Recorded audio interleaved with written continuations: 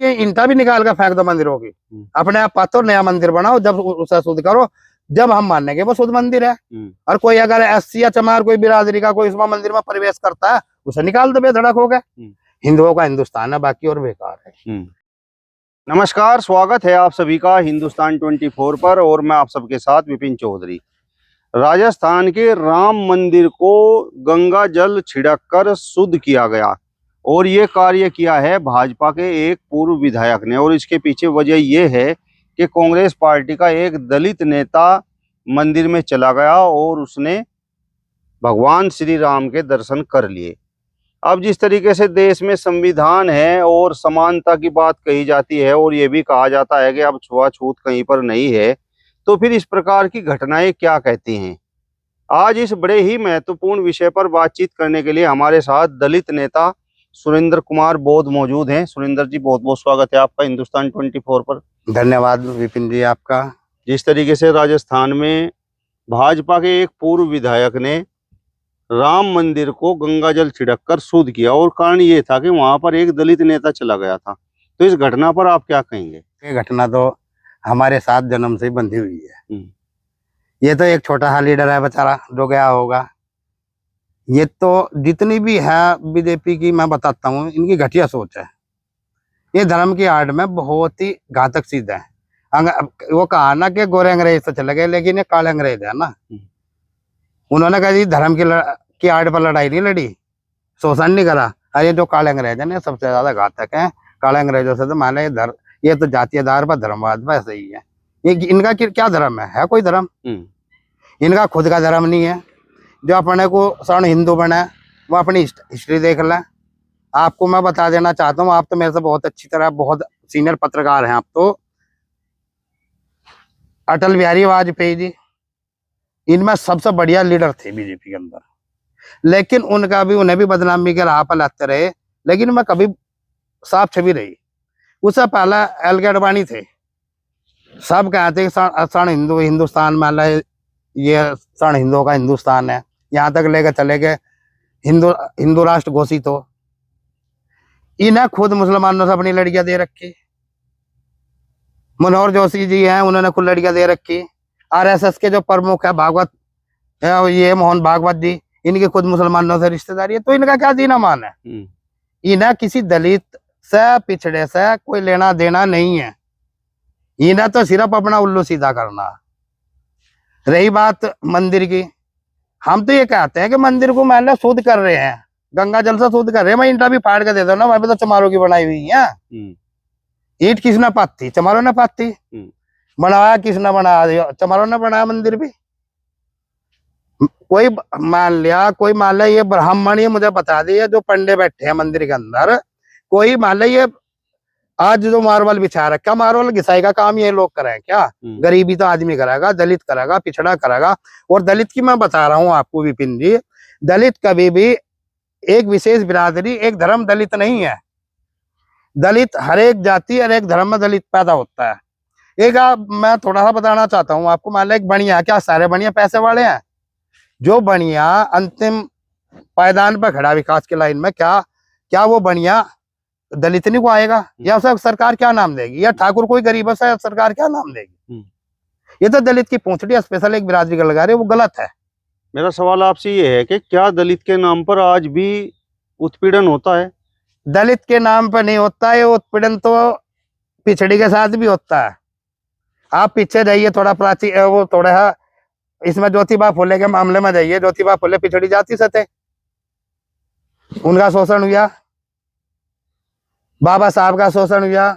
उससे पहले भी मान लो सबका, जो मान लो ऐसी समुदाय है, पिछड़ा समुदाय है और अल्पसंख्यक समुदाय है, इन लोगों को उनसे नफरत है। ये पद की गरिमा को नहीं देखते। अगर हमें मान लो हमारी 67 जातियां हैं, अनुसूचित जाति 67 जातियां हैं, उनमें 65 जातियां ऐसी हैं जो आज तिलक लगाती हैं। लेकिन उन्हीं तिलकधारियों जातियों में से मैं एक आपको बता देना चाहता हूं, महामहिम पूर्व राष्ट्रपति रामनाथ कोविंद जी थे, कोरी समाज से थे, वैसे अनुसूचित जाति मानते हैं। उन्होंने जब मंदिर में उद्घाटन किया, वो मंदिर इन्होंने शुद्ध किया वहां के पंडों ने। उससे पहले बाबू जगजीवन राम देश के माला दलित समुदाय के सर्वप्रथम उप प्रधानमंत्री हुए। उन्होंने यहाँ पर वाराणसी के अंदर वहां पर एक मंदिर का उद्घाटन किया। उस टाइम पे 101 दूध के घड़ों से शुद्ध किया गया।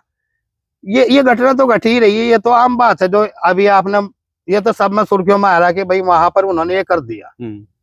तो मैं तो ये मानता हूँ, अगर इन्हें इतनी बड़ी नफरत है तो इन्हें नफरत पैदा है तो ये इंटा भी निकाल कर फेंक दो मंदिरों की। अपने आप पातो नया मंदिर बनाओ, जब उसे शुद्ध करो, जब हम मानने के वो शुद्ध मंदिर है। और कोई अगर एससी या चमार कोई बिरादरी का कोई इस मंदिर में प्रवेश करता है, उसे निकाल दो, बेधड़क हो गए। लेकिन अब ये कौन सा तरीका है कि मान लो तुम निकाल रहे हो? यही मान लो मटो की बात है। हमारे बहुत बढ़िया होनहार 2 बार के विधायक लोनी से, गुज्जर समाज से हैं, नंद किशोर गुज्जर जी, मैं उनकी तारीफ करना चाहूंगा। बहुत ही निडर आदमी है, अपने धर्म के प्रति बहुत ही ऐसा है कि रात दिन कितनी भी बला आ जाए उसे झेल लेंगे, लेकिन धर्म को आंच नहीं आने देंगे। लेकिन खुद मुख्यमंत्री ना खुल्ला में खुल्ला मान लो वो चल रहा था, कलश यात्रा चल रही थी, महिलाओं का अपमान किया गया, उनके कपड़े फाड़े गए, एक ठेस पहुंचाई गई है। मैं तो ये कहता हूँ कि पूरे समाज को ही, मान लिया पिछड़े समाज को ही, ये नहीं कि गुज्जर समाज को ही, पूरे पिछड़े समाज का अपमान है ये। कोई तो ये कहा था कि भाई गुज्जर समाज का नहीं, पिछड़े समाज का, पिछड़े समाज के साथ भी अन्याय है। तो ये घटना तो घटती आ रही है। करणी सेना का मामला आया, हम मानते हैं कि मान लिया किसी महापुरुष के मामले में कोई क्या हुआ, उसके मामले में सुमन जी ने भी ये बात नहीं कहनी चाहिए। वहां पार्लियामेंट के अंदर आप पहुंच रहे हैं, वहां से विकास की बात करो, उत्थान की बात करो, जो छुआछूत हमारे साथ हो रही उसे हटाने की बात करो, पिछले गड्ढे मुर्दे उखाड़ने की क्या जरूरत थी? करणी सेना हुई, करणी सेना ने सारे ठाकुरों को बदनाम कर दिया। क्या सारे ठाकुर खराब है? नहीं, सारे ठाकुर इस तरफ नहीं है। क्या अब मान लो हमारे मुख्यमंत्री जी है, करणी सेना की पीठ थपथपा दी, तो उन्होंने साबित कर दिया कि सिर्फ वह ठाकुर बिरादरी में ही विश्वास रखा और में विश्वास रखते नहीं है। और जबकि ठाकुर बिरादरी ने किसी ने वोट नहीं दी, सबने विरोध किया। सबने पता कि अभी पहला जो चुनाव हुआ 2024 का, सबसे ज्यादा विरोध ठाकुर समाज ने किया। तो मान लो ये तो घटना आम है और इस पर मान लिया मुकदमा होना चाहिए। सभी, मैं तो ये कहूंगा कि सभी दलितों को, पिछड़ों को, अल्पसंख्यकों को एक मंच पर आ जाना चाहिए अगर सम्मान की जिंदगी जीनी है तो, नहीं तो ये बीजेपी खत्म ही कर देगी। देश में संविधान है और संविधान तो समानता के अधिकार की बात करता है, तो संविधान के होने के बावजूद इस प्रकार की घटनाएं हो रही हैं। संविधान के बारे में तो ये कोई मान लो, संविधान को तो ये मानते ही नहीं है। कहाँ संविधान को मान रहे हैं? संविधान को तो ये बदलने के चक्कर में, अभी आपने देखा होगा, संविधान की बात मैं करता हूँ, धर्मनिरपेक्ष संविधान बाबा साहब ने दिया है। उस संविधान में सबको जीने का अधिकार दिया और मोदी सरकार भी कहती है सबका साथ, सबका विकास, सबका साथ। कौन सा सबका साथ की बात करें? आज ये वक्फ बोर्ड बिल आया, वक्फ बोर्ड बिल पे एक समुदाय पर थोप दिया गया। हम कहते हैं योगी जी के पास में मठ है, भाई मंदिर है, उनके पास में भी तो बेनामी संपत्तियां हैं, उन पे बिल लाओ, आरएसएस की संपत्ति पे बिल लाओ। तो ये जो तुष्टीकरण की राजनीति है, ये खोखला कर रहे हैं देश को, देश की अमन शांति को ये समाप्त करने पर तुली हुई है बीजेपी। और ये सिर्फ यही चाहती है, हिंदुओं का हिंदुस्तान है बाकी और बेकार है, जबकि इनका ये सोच गलत है। क्योंकि यहाँ पर जो भी आदमी है, जो भी है, चाहे वो एससी समाज है, चाहे वो पिछड़ा समाज है, चाहे वो अल्पसंख्यक समाज है, क्योंकि भारत एक गुलदस्ते के समान है। गुलदस्ता ने अनेक फूलों से गुलदस्ता तैयार होता है, एक जाति से गुलदस्ता तैयार नहीं होता। इसी प्रकार से अनेक धर्म, अनेक जाति हमारे यहाँ समाई हुई है। और धर्मनिरपेक्ष इसलिए हमारे बाबा साहब ने संविधान दिया, एक विशेष बिरादरी को कोई उन्होंने महत्व नहीं दिया। मतलब ये अपमानित करने वाली बात नहीं है कि भाई एक दलित नेता अगर मंदिर में चला गया तो फिर वहां पर गंगा जल छिड़क कर उसका शुद्धिकरण तो ये तो हमें सोचना है। भाई इनके मंदिरों में, महाराज भी मंदिरों में प्रतिबंध लगा रहे ना, जब वो चुनाव लड़ने के लिए आवा, जब पेड़ है ना, भाई वहां जो मंदिर में जिन्हें तुम प्रवेश देते हो उन्हें जाओ। इन्हें तो खुद का रखा दलितों पिछड़ों का राम मंदिर से कोई लेना देना तो होना नहीं चाहिए बिल्कुल भी। जब मान लेंगे किसी को प्रवेश ही नहीं होने देते, पहला मान लो पिछड़े समाज के बहुत ही महापुरुष रहे हैं, उन्हें भी मंदिर को प्रवेश नहीं होने दिया। ये तो सिर्फ यही चाहते हैं कि अपने तक सीमित चाहते हैं, और इनकी आलोचना जितनी भी है उतनी कम है। और ये भी साफ जाहिर है कि 2027 में अब पिछड़ा समाज भी जागृत पैदा हो चुका, युवा बहुत जाग चुके हैं, एससी समाज भी जाग गया, दलित भी जाग गया। तो ये जो 2027 का जो चुनाव होगा उत्तर प्रदेश के अंदर, इसमें इसके ताबूत में, बीजेपी के ताबूत में आखिरी कील ठोकने का काम दलित समाज, पिछड़ा समाज, अल्पसंख्यक समाज करेगा। चलिए, तो दलित नेता सुरेंद्र कुमार बोध जी को आपने सुना। फिलहाल इस वीडियो में बस इतना ही। अगली वीडियो में फिर आपसे मुलाकात होगी, तब तक बने रहिए हिंदुस्तान 24 के साथ। नमस्कार।